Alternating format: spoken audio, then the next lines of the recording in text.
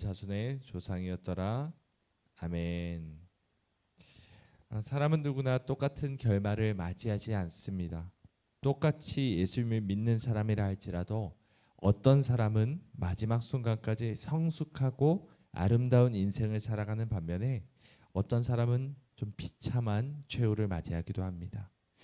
그 이유가 무엇일까요? 왜 누구는 아름다운 열매를 맺고 아름다운 인생을 살다 가는 반면에 누구는 악취나는 결말을 맞이하게 되는 것일까요? 아브라함과 헤어진 후에 롯은 자신이 원하는 대로 소돔 땅에 거주하기를 선택하며 그의 삶이 점점 내리막길로 걷기 시작했습니다.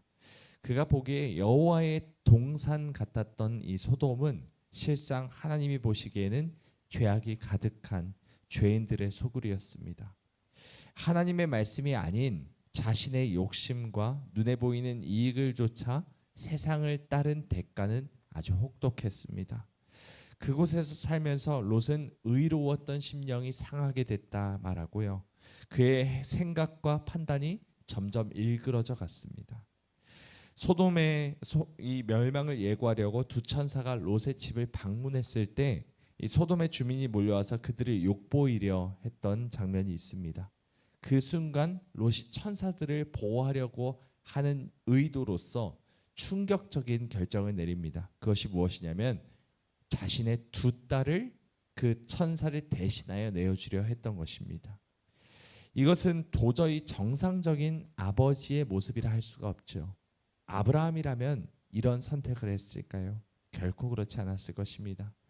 베드로 사도는 이렇게 말합니다. 이는 이 의인이 그들 중에 거하여 날마다 저 불법한 행실을 보고 들음으로 그 의로운 심령이 상함이라.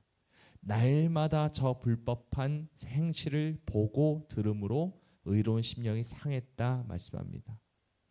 소돔 사람들이 계속해서 하나님 없이 살아가는 모습을 보고 듣는 가운데 롯은 자신도 모르게 그들의 방식과 그들의 삶에 익숙해져 간 것입니다. 결국 그는 그들과 닮아져 버렸고 소돔 사람의 일부가 되어버립니다. 사람은 보고 듣는 대로 말하고 행동하게 되어 있습니다. 무엇을 보고 무엇을 듣느냐가 그 사람의 영혼과 그 사람의 삶의 방향을 결정짓습니다. 오늘 본문에 나오는 롯의 두 딸의 모습을 보십시오. 과연 하나님을 경외하는 사람의 자녀라 말할 수 있을까요? 그들은 아버지를 술에 취하게 한 뒤 그가 잠든 사이에 동침하여 자녀를 낳습니다. 그 행동에 부끄러움도 그 어떤 양심의 가책도 없습니다. 그저 자신의 목적을 이루기 위해 아버지를 도구처럼 이용하고 있을 뿐입니다. 만약 롯이 소돔이 아닌 다른 곳을 선택하고 아브라함처럼 하나님의 인도하심에 순종하는 삶을 살았다면 그의 두 딸이 이처럼 행동했을까요? 아버지로부터 하나님의 말씀에 순종하는 모습을 보며 자랐다면 그들의 가치관이 이와 같았을까요? 여러분, 하나님은 우리에게 수많은 기회를 주시는 분이십니다. 오래 참으시고 노하기를 더디하시면서 인자와 긍휼로 우리를 기다리시며 계속해서 기회를 주시는 분이시죠.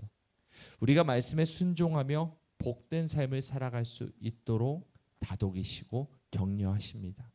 하지만 우리가 그 말씀에 끝까지 순종하지 않고 세상과 적당히 타협하는 삶을 선택한다면 결국 그 선택의 결과를 피할 수 없다는 것입니다. 만일 하나님의 나라를 위해 목숨을 바치는 자와 신앙을 적당히 유지하며 세상과 타협하는 자가 결말이 똑같다면 그것을 공평하신 하나님이라 할 수 없다 할 수 있지 않겠습니까? 하나님은 나를 사랑하는 자가 나의 사랑을 입으며 나를 간절히 찾는 자가 나를 만날 것이라 말씀하십니다. 하나님의 말씀에 생명을 걸고 그 뜻에 순종하는 자에게는 풍성한 복을 주시지만 반복되는 기회 속에서도 끝내 세상을 선택하는 자에게는 그에 합당한 결과가 주어질 수밖에 없는 것입니다. 그리고 그 영향은 나 자신의 인생에만 머무르지 않고 나와 가장 가까운 가족과 자녀에게, 이웃에게 그것이 계속 확장되어 영향을 미치게 됩니다. 내가 적당히 하나님을 섬기고 동시에 세상의 방식도 따르며 살아간다면 그 결말은 롯처럼 비참해질 수밖에 없다는 것입니다. 나의 가정 또한 그의 두 딸과 후손들처럼 하나님을 알지 못하는 믿음 없는 세대가 될 것입니다. 사랑하는 여러분, 주님께서 다시 오시는 날 여러분은 어떤 모습으로 주님 앞에 서길 원하십니까? 우리 모두가 주님의 영광을 위해 모든 것을 내어드리는 착하고 충성된 종으로 주님 앞에 서게 되기를 간절히 원합니다.